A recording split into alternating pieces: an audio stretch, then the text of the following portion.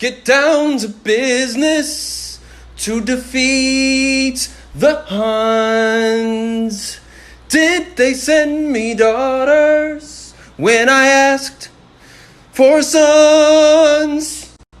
You're unsuited for the rage of war, so pack up, go home, you're through. How could I make a man out of you? It's been announced that the live-action Mulan movie will be making its debut on the Disney Plus streaming platform next month in September. This is big.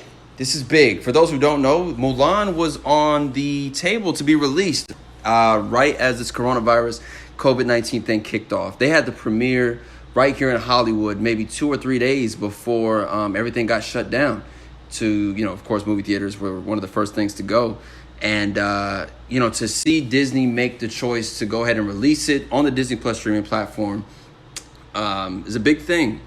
I think it's a shift in the overall entertainment industry. And if this is how it's going to be, this is how do we move forward with all projects, from there. We got movies like Tenet.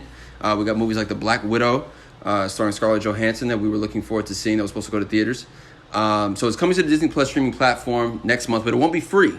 It will be $30. So if you have the Disney Plus subscription, that's great. You're like me. I love it. I watch all my old school classics and everything else. But for them to be releasing a brand new film, the live action version of Mulan, for those who don't know, we're not getting a shot-for-shot remake of the animated Mulan. There's no Mushu the dragon. There's no songs like, of course, Be a Man, which is one of my favorite Disney songs of all time. I don't care where I'm at. You can start singing it somewhere around me, and I'm going to join right in. Tranquil as the forest. I forgot the rest of the lyrics just then, but it's okay. Let me sit my ass back down. $30. The film will cost $30 to be able to watch through the Disney Plus streaming platform.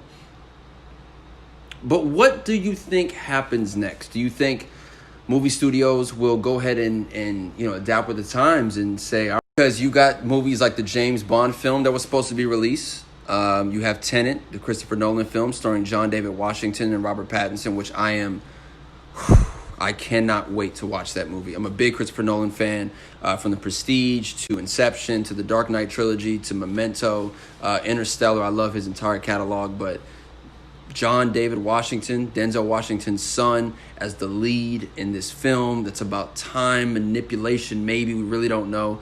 But I know every film that Nolan does, he tells a hell of a story, so I'm excited for it. But yeah, this live-action Mulan getting the release on the Disney Plus streaming platform is a really big deal to the business. So I'm really curious on where do we go from here, man? Will other studios follow suit? And is that something you guys are up for? That's what I'm very curious about. Are you down to watch your brand new films at home when they release and just pay the price of what two tickets to the theater would have been?